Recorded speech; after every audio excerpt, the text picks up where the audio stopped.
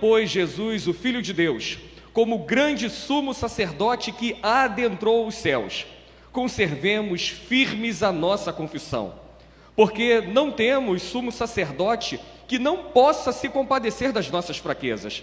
Pelo contrário, ele foi tentado em todas as coisas, a nossa semelhança, mas sem pecado.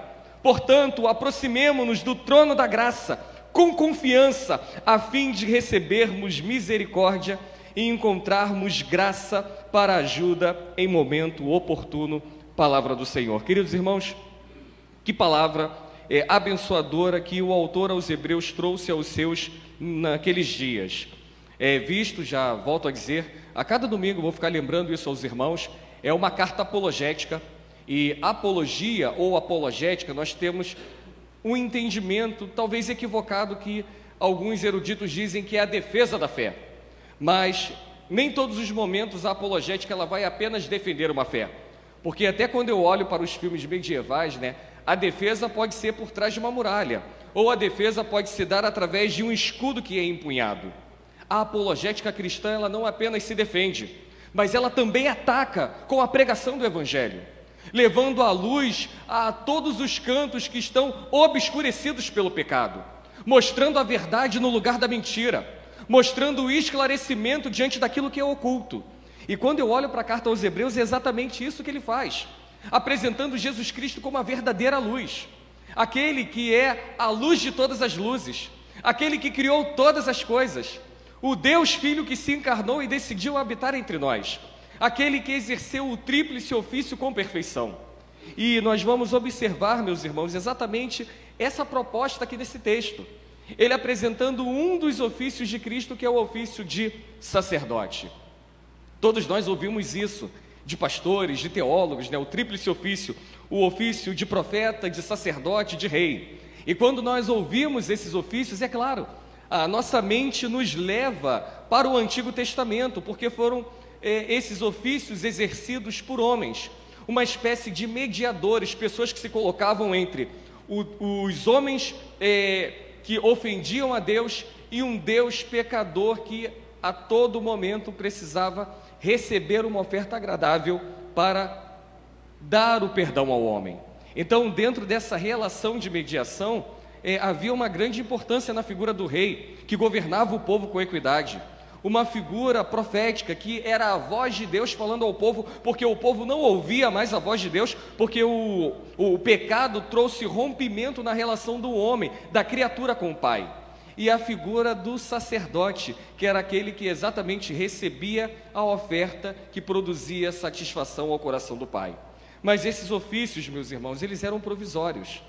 E o autor começa a lembrar isso aqui. Esses dias, lendo sobre o tríplice ofício de Cristo, eu estava vendo uns escritos de Pannenberg. E Pannenberg, em alguns dos seus escritos, ele disse que não há nenhuma evidência clara que Jesus Cristo em vida tenha atribuído para si algumas dessas funções. Jesus Cristo ele não andava por aí se intitulando como rei, como profeta, como sacerdote. Mas quando nós nos debruçamos nos textos do Novo Testamento, nós vamos perceber que o Novo Testamento aplica à pessoa de Cristo esse tríplice ofício. E a carta aos Hebreus, que nós estamos estudando nesse período, ela exatamente interpreta Jesus Cristo como o último profeta. Por isso que há um entendimento equivocado da igreja hoje, apontando para homens e dizendo, lá o profeta. Não, eu, pastor Rui, ou qualquer outro homem na face dessa terra, nós não somos profetas, pastores não são profetas. Agora, o pastor, o presbítero, o irmãozinho mais piedoso sentado num banco de um auditório de uma igreja, ele, quando expõe a palavra de Deus com fidelidade, aí sim, ele naquele momento pode ser voz profética de Deus. Mas profeta nós não somos, porque o profeta por excelência, que atribuiu e trouxe para si a beleza desse ofício foi Cristo. Depois de Cristo, ninguém mais se levantou para exercê-lo. E a carta aos Hebreus, além de identificar Jesus Cristo como o último profeta, nessa carta, o autor aos Hebreus também vai apresentar a morte de Cristo na cruz e a sua intercessão junto à mão direita de Deus o Pai, intercedendo ininterruptamente sobre a vida de cada um de nós. Isso não acontecia no antigo Israel. Por isso que ele vai fazer aqui uma comparação, meus irmãos, de Jesus Cristo com Arão. Arão, vocês conhecem bem, irmão de Moisés, chamado para o ofício sacerdotal, sumo sacerdote em Israel. Um homem que, é claro, teve naqueles dias uma grande responsabilidade junto ao povo. Mas quando o autor aos Hebreus olha para Cristo, comparando ao que Arão fez, Arão vai ser apenas uma sombra que vai apontar para a chegada do grande e verdadeiro sumo sacerdote. Então, de maneira muito breve aqui, meus irmãos, à luz desse texto, eu gostaria de propor a seguinte reflexão para nós nessa noite. Jesus é o único e verdadeiro grande sumo sacerdote. E aí no versículo de número 14, o autor ele já inicia trazendo uma grande beleza acerca de uma designação que Jesus Cristo recebeu. Ele chama Jesus Cristo, olha o que está escrito aí no verso 14, ele chama Cristo de Filho de Deus, meus irmãos. E esse é um assunto que, ainda que já esteja resolvido na teologia, muitos crentes ainda discutem. Quem é Jesus Cristo? Alguns olham para ele apenas como Deus, porque nós temos inclusive esse hábito. Em alguns momentos nós não queremos enxergar a humanidade de Cristo. Nós não queremos ver Jesus Cristo, entendam bem, tá? Dentro de uma proposta literária, caminhando, sendo apresentado numa figura patética, de um homem que nem consegue carregar a cruz ao Gólgota e precisa ser auxiliado por um dos judeus. Nós temos dificuldade de olhar para o Getsêmani e ver um relato também de um Jesus Cristo agonizando por causa do sofrimento e chamando os discípulos para orar com ele, porque para nós parece que é alguém fraco, parece que é alguém que não merece ter o título de Salvador do mundo. Então nós temos uma grande facilidade de olhar para as Escrituras e apenas separar o Jesus Cristo Deus, aquele que curava as enfermidades, aquele que caminhava sobre o mar, aquele que é capaz de com a sua palavra fazer o vento e a tempestade se acalmar. Mas o autor ele começa assim destacando que Jesus Cristo é o Filho de Deus, mas ele não termina aí. E é claro, essa designação Filho de Deus é exatamente para destacar a sua divindade, é exatamente para dizer que ele é Deus. Mas, queridos irmãos, o texto também nos apresenta o nome de Jesus. E esse nome que ele recebe dos seus pais, mediante a orientação do próprio Deus, é um nome que vai designar a sua humanidade. O nome Jesus que ele recebe, esquece agora o termo Filho de Deus, isso é um termo, é igual o termo cristológico, né? O termo messiânico, Cristo. Vamos pensar apenas no nome Jesus. Esse nome que é dado na sua humanidade é exatamente para que ele pudesse ter essa identificação no seu ministério terreno. E aí a gente começa a entender o que a Bíblia está apontando para Cristo. Ele não realizaria a sua obra redentora apenas sendo Deus, mas ele realizaria a obra redentora principalmente sendo homem. É exatamente por esse motivo que quando nós olhamos para a preparação do seu ministério, né, que é o deserto, Jesus Cristo ele vai ser tentado naquele lugar como homem. E tem crente que não entende isso. Tem crente que diz, mas é fácil, né, pastor? Ele suportou aquele tempo todo porque ele é Deus. Mas se Jesus Cristo atribuísse o seu poder divino, a primeira coisa que ele teria feito naquele lugar era ter transformado a pedra em pão. Outras coisas que ele poderia ter feito, ele poderia ter se jogado no pináculo do templo para ser sustentado com os anjos. Mas a Bíblia diz que Jesus Cristo suportou todas aquelas dores e toda aquela provação no deserto, sendo homem. E no final, sendo homem, ele venceu aquelas provas usando a palavra de Deus. Tem alguma coisa que a gente precisa entender nisso, meus irmãos. E essa simbiose, né, essa união dessas duas naturezas de Cristo, a saber, a natureza humana e divina, ela tem uma única especificação e significado para nós, meus irmãos. Como homem, Jesus Cristo é aquele que tem identificação conosco. É aquele que, como homem, é capaz de nos conduzir e nos reconciliar com Deus. Mas sendo Deus, Ele é aquele que nos conhece em toda a nossa profundidade e é aquele que tem poder para conceder tudo aquilo que nós precisamos nessa terra. Mas entenda bem, aquele que tem poder sendo Deus para realizar aquilo que ninguém mais pode fazer. Essa já é uma primeira diferença em relação a Arão. Arão tinha apenas uma única natureza, assim como nós, a natureza humana. Arão, mesmo sendo sacerdote, era pecador. Arão, mesmo sendo sacerdote, carecia de Deus. Jesus Cristo é o próprio Deus, 100% homem, aquele que pode sofrer, aquele que passou exatamente o que nós enfrentamos, mas Ele também é o verdadeiro Deus, capaz de realizar aquilo que nenhum homem foi capaz de realizar. Queridos irmãos, quando olhamos ainda para esse texto, o autor vai dizer que Arão e os seus sucessores sacerdotais, eles até ministravam no tabernáculo e no recinto do templo. E apenas uma vez por ano, nós que conhecemos a história de Israel, você conhece bem, sabe que o sacerdote entrava uma única vez no Santo dos Santos. O texto diz que Jesus Cristo, Ele habita num tabernáculo celestial. E aí a gente começa novamente a olhar para essa linha do tempo da narrativa da paixão. Jesus Cristo, Ele não apenas se encarnou e habitou entre nós, mas a Bíblia diz que Jesus Cristo, Ele subiu à cruz. Jesus Cristo, Ele venceu a morte com a sua morte, e após Ele ressuscitar dentre os mortos e habitar alguns dias com os seus discípulos, o texto bíblico vai dizer que Ele se assuntou aos céus, e agora Ele exerce todo o governo, e eu sempre digo isso, no céu, na terra e debaixo da terra.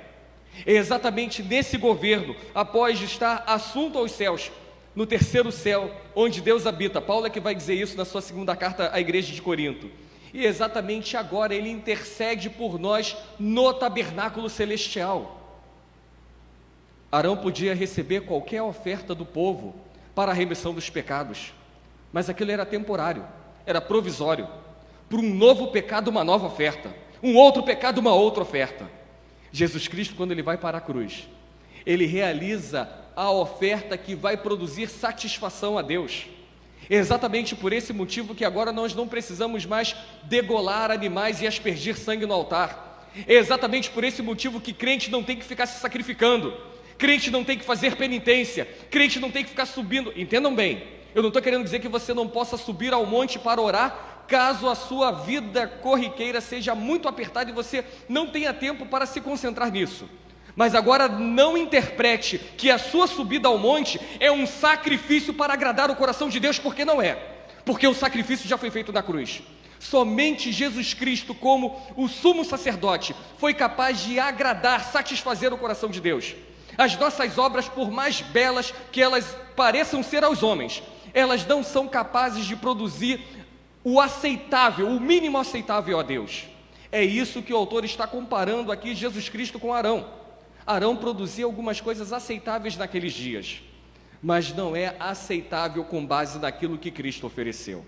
Queridos irmãos, o autor ainda está dizendo para nós, nesse ponto aí do versículo 14, que é muito melhor, mas muito melhor, servirmos a um Deus, a um Cristo, que intercede por nós num tabernáculo celestial, do que servirmos a um sacerdote que ministra num tabernáculo terreno. E tem muito crente que está deixando de servir a Cristo para servir a homens que estão prestando sacrifícios no templo, e nem há mais a necessidade por isso. Ontem, para aqueles que estiveram no culto lá do presbitério, reverendo Marcos Batista falou algo que eu já tenho repetido aqui, e é bom quando o pastor ouve isso, porque eu sempre penso o seguinte: amém, não estou sozinho, o pastor não ficou louco ainda, o pastor Ricardo. E às vezes quando eu digo aqui que tem algumas coisas que acontecem em nosso meio que eu não entendo, crentes se revestindo de judaísmo, usando kippar, talit, bandeira de Israel, bandeira disso e daquilo, e é um total equívoco, porque aquilo, e volto a dizer para você entender isso, apenas apontava para aquilo que Cristo iria realizar. E o autor aos Hebreus está exatamente destacando isso. Mas por quê, meus irmãos? Volto a dizer a vocês, lembra? Uma carta apologética, defesa da fé, ataque da fé. E nessa defesa, meus irmãos, qual era a defesa que o autor aos Hebreus estava fazendo? Porque o povo queria voltar atrás. O povo queria voltar a viver como eles viviam no judaísmo. Queriam continuar adorando a Deus no sábado. Queriam guardar ali o sábado na sinagoga. Queriam se abster de comer carne de porco. Queriam se circuncidar. Queriam trazer de volta os ritos, as festas, as tradições. E o autor ele começa tirando essa religiosidade dos judeus. Por isso que ele está construindo aqui uma didática pedagógica, começando a dizendo: olha, Jesus Cristo é a exegese de Deus. Quer conhecer a Deus? Olha para Cristo. Depois ele vai dizendo: olha, vocês estão adorando a anjos, mas Jesus Cristo é superior aos anjos. Outros pensavam: será que Moisés é o maior dos profetas? Ele nos entregou a lei. E o autor aos Hebreus diz: Parem com isso, porque Jesus é superior a Moisés. E agora ele continua dizendo que Jesus Cristo é maior do que aqueles que eles consideravam o grande sumo sacerdote de Israel. Jesus é maior do que Arão, meus irmãos. E aí no versículo de número 15, ele vai dar continuidade a esse complemento de dizer que Jesus Cristo é maior do que Arão, exatamente nesse exercício do ministério. O ministério de Arão era terreno, mas o ministério de Cristo, meus irmãos, é eterno e celestial. No versículo 15, o autor vai dizer que Jesus Cristo está entronizado no céu. É o que está escrito aí no texto. E aí a gente precisa entender algumas coisas dentro do culto judaico. Vocês se recordam que a Arca da Aliança era o trono de Deus em Israel. Exatamente por esse motivo, quando havia a distribuição dos utensílios do templo, a mesa dos pães asmos, entre outros utensílios, ficavam no santo lugar. A expiação era feita lá nos átrios, mas a arca ficava em que lugar? No Santo dos Santos. Porque aquilo simbolizava, meus irmãos, o trono de Deus em Israel. Por isso que a arca ela não poderia ser movimentada. E quando ela foi deslocada de um lugar para o outro, nós sabemos o que aconteceu. Ela foi parar na mão dos filisteus. O sacerdote ele morreu porque foi a desobediência dos filhos, ele caiu com a cadeira para trás e o povo caiu em desgraça. Mas, meus irmãos, aquilo era o passado. Aquilo era o trono de Deus, sim, em Israel. Mas aquele trono ele não poderia ser chamado de trono da graça. Sabe por quê? Porque o trono da graça não se oculta do povo. O trono da graça não se esconde dentro de uma tenda. Então, nos dias de Arão, que o autor está fazendo essa comparação aqui com Cristo, as pessoas comuns não tinham acesso ao sumo sacerdote. As pessoas não tinham acesso nem à presença de Deus que ficava após ao véu. E elas precisavam contar com a boa vontade desse mediador para ser esse recado. Olha, o profeta dizia, você está em pecado, corre lá no sacerdote. E o sacerdote dizia, não fique preocupado, ofereça esse sacrifício aqui, eu vou apresentar a Deus e vai ficar tudo certo. Eu ainda fico vendo crentes hoje, meus irmãos, fazendo essa mediação, recorrendo a homens, recorrendo a sacrifícios humanos, recorrendo a penitências desnecessárias. Queridos irmãos, o sumo sacerdote, nos dias de Arão, só podia entrar no Santo dos Santos uma única vez no ano, era no dia da expiação. E tinha todo aquele cuidado, tinha que amarrar uma corda nele, porque se ele não tivesse ali numa boa relação com Deus, já ficava lá. Deus ele é tão gracioso, que ele, através da sua obra redentora, ele permite que desqualificados e pecadores como nós, entremos na sua presença santa. A Bíblia vai dizer que quando Jesus Cristo ele vence a morte, com a sua morte, o véu se rasga de ponta a ponta e agora nós temos um novo e livre acesso ao Pai. Não precisamos mais dos profetas dos nossos dias. Não precisamos mais dos oráculos entre os crentes para ouvirmos aquilo que Deus quer falar conosco. Deus ele não manda mais recado, meus irmãos. Deus ele fala ao coração daqueles que creem nele. E às vezes nós não entendemos isso, e por isso o autor aos Hebreus está destacando isso. Naqueles dias o entendimento era com Arão, mas nos nossos dias o entendimento é com muitos homens aí, porque pastores, missionários, líderes de igreja estão sendo comparados ao sacerdócio de Cristo. E o autor aos Hebreus diz aqui, meus irmãos, que precisamos ter o cuidado, porque esse modelo de culto judaico não se aplica mais a nós.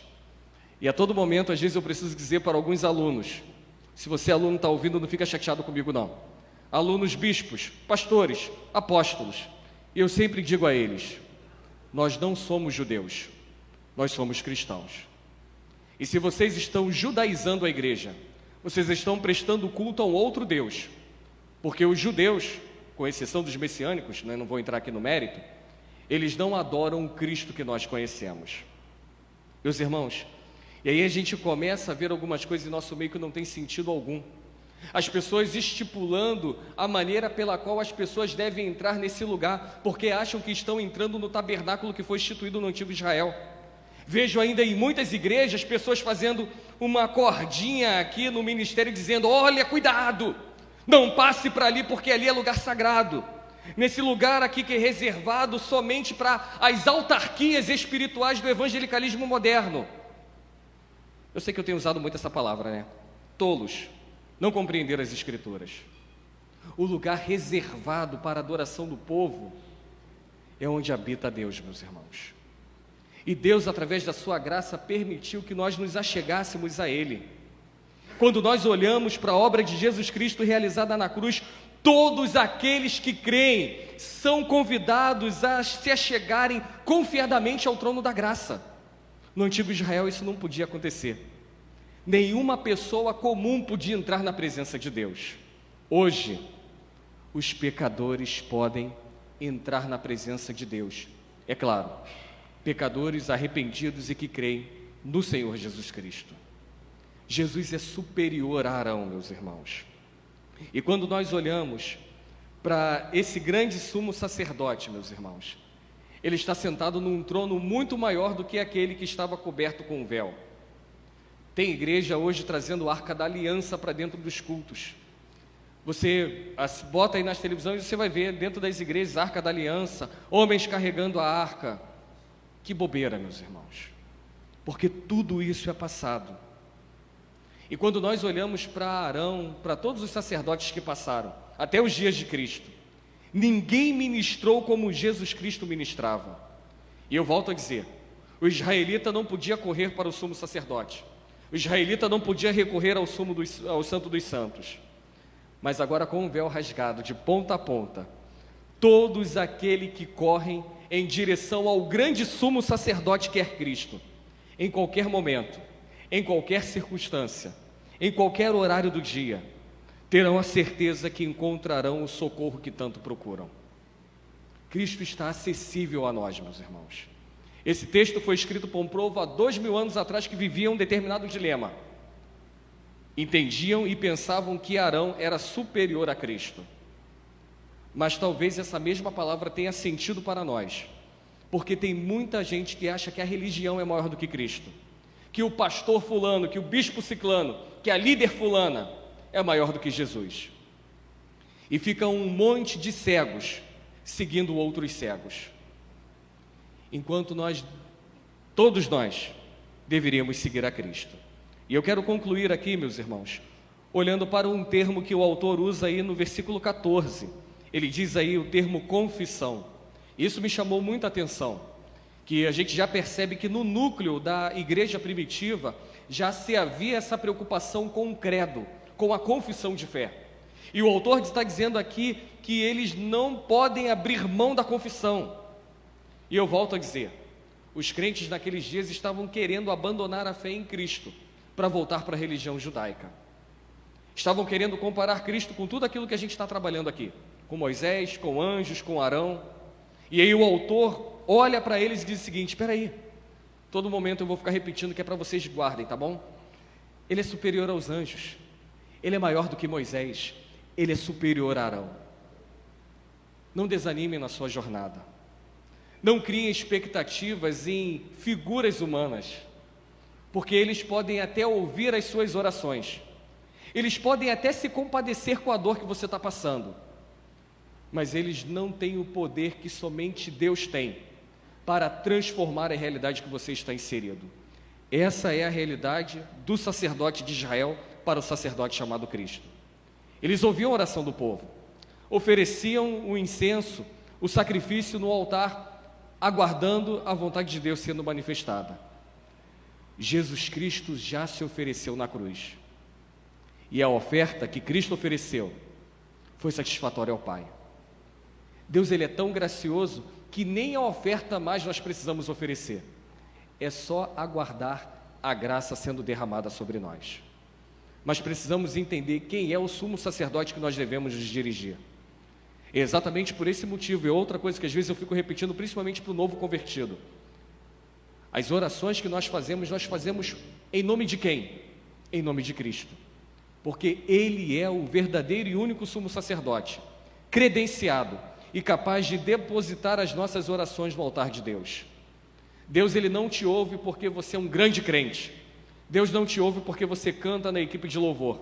Deus não te ama porque você prega regularmente aqui no culto.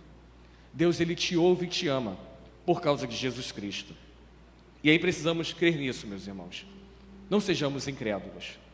porque podemos até fazer esse exercício de colocar um livro, um nome num livro de oração, de mandar até o nome para ser queimado numa fogueira. Tem um monte de crente fazendo isso. Não tem um problema com isso, não. Eu só vou ter problema se você começar a ficar acreditando nessas coisas e deixar de acreditar naquele que verdadeiramente tem poder para transformar a sua realidade. Aí a gente vai ter um problema. Aí a gente vai precisar conversar. Precisamos entender que Jesus Cristo, meus irmãos, é aquele que traz a graça para aqueles que não mereciam ser alcançados. E essa é a beleza do seu sacerdócio. Por isso que a narrativa dos evangelistas vão apontar para esse Cristo que se encarnou. E a encarnação é exatamente por isso que o autor começa, volta a destacar aqui, chamando Jesus Cristo de o Filho de Deus.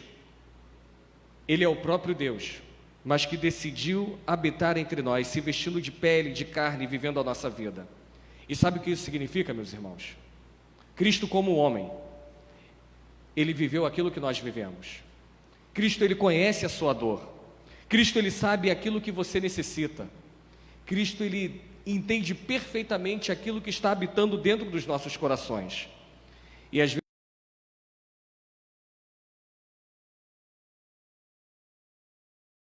as pessoas estão dando as costas para mim, estou sendo humilhado, estou sendo tratado como malfeitor, mesmo sendo inocente.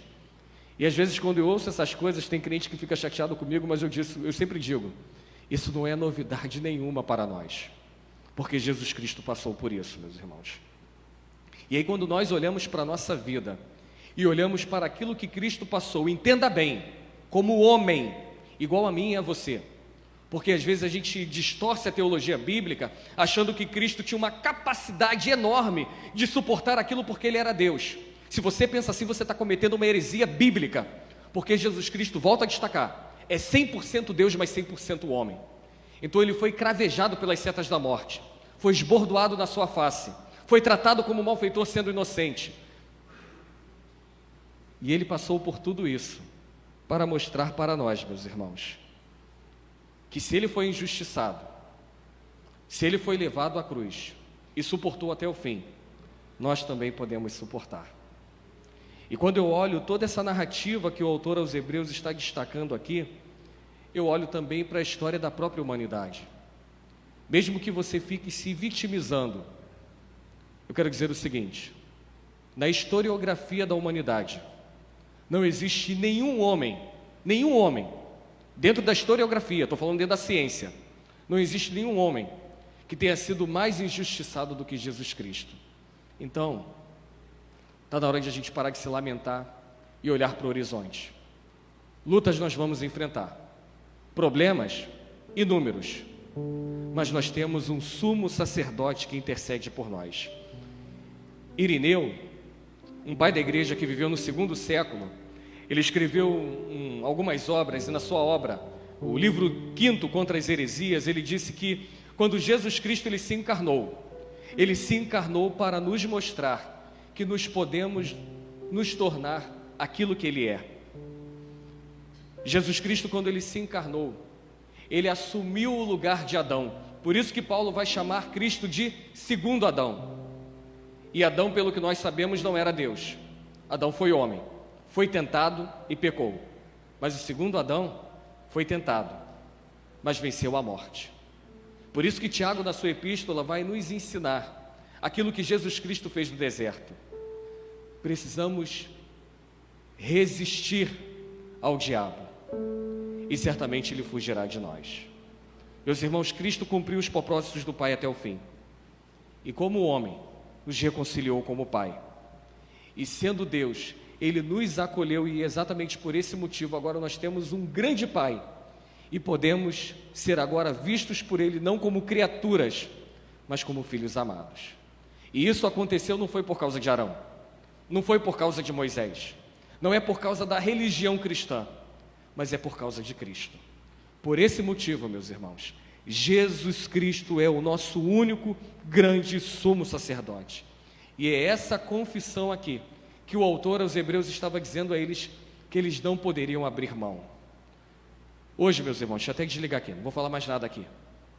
Tem muito crente que está abandonando essa confissão. para dizer que é o profeta dos nossos dias que tem a palavra libertadora, para dizer que é o sacerdote do nosso tempo que é capaz de curar as enfermidades. Basta apenas olharmos a palavra, meus irmãos, para percebermos que isso é um equívoco, mentiroso e diabólico. Jesus Cristo nunca atribuiu para si todas essas coisas. Ele simplesmente cumpriu a vontade do Pai. Os discípulos seguiram o mesmo modelo, não se vangloriaram, e todos os prodígios e sinais que aconteceram entre eles era mediante ao sacerdócio de Cristo. Porque hoje, meus irmãos, em nossos dias, nós queremos ocupar o lugar do sacerdócio que pertence única e exclusivamente a Cristo. Temos que pensar sobre isso.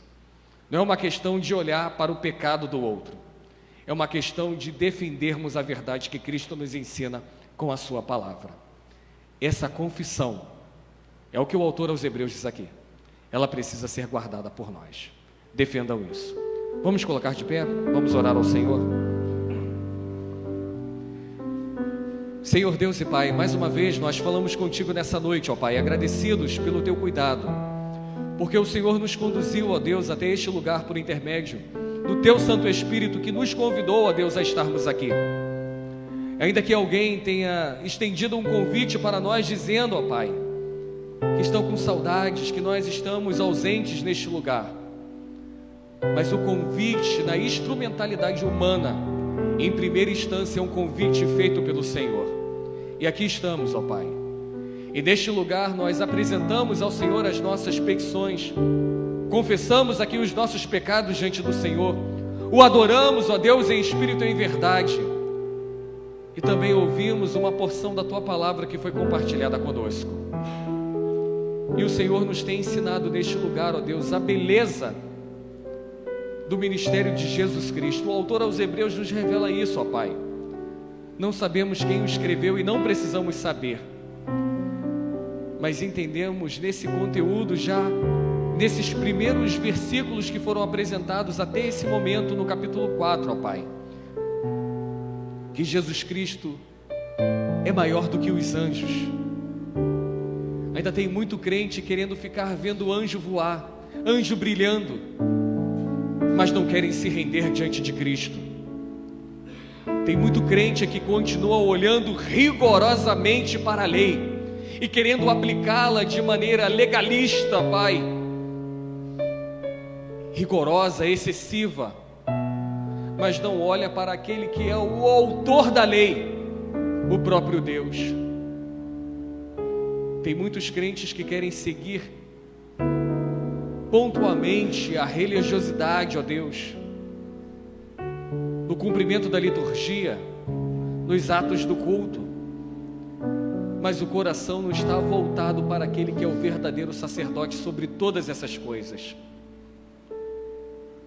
Senhor Deus, que nos nossos dias os símbolos do passado não venham ganhar um destaque maior do que a beleza da Tua graça, Senhor Deus. Que os sacrifícios, que a penitência, que a adoração naquele modelo antigo, ó Pai, não ocupe o centro da nossa adoração hoje, ó Deus, porque o autor aos Hebreus já nos ensina, aquilo ficou no passado. Jesus Cristo é o verdadeiro profeta e a profecia, porque nele consiste a boa nova, o evangelho da qual nós também, assim como Paulo não se envergonhava, nós também não nos envergonhamos. Jesus Cristo foi a oferta voluntária, mas também o sacerdote que apresentou essa oferta a Ti, ó Pai. E nós descansamos, que cremos, ó Deus, que essa oferta ela foi eficaz para que todos os nossos pecados fossem perdoados junto ao Senhor, ó Deus. E é por isso que aqui estamos hoje, ó Deus, para Te prestar um culto em espírito e em verdade. Cremos que todos os reis que passaram, ó Deus, e até mesmo o rei Davi, grande rei, homem que tinha um coração segundo o Teu coração, ó Pai, não porque não era pecador, já entendemos isso, Deus, mas porque era aquele que quando pecava, abria o seu coração e se confessava ao Senhor. Jesus é maior do que Davi, Senhor, e cremos nisso, ó Pai. significa que aquele que reina sobre nós não são as figuras humanas instituídas, ó Deus, com toda a autoridade. E às vezes ficamos perdendo tempo discutindo isso, quem é maior, se é o do lado B ou do lado A, se é aquele que está no lado esquerdo ou do lado direito. Mas a maior autoridade constituída sobre nós, ó Deus, é o Rei da Glória. É aquele que num dia estabelecido pelo Senhor virá com todo o poder e majestade e nos retirará, ó Deus, deste lugar para habitarmos com Ele nos céus, ó Pai. Isso aqui é passageiro, Senhor, é provisório.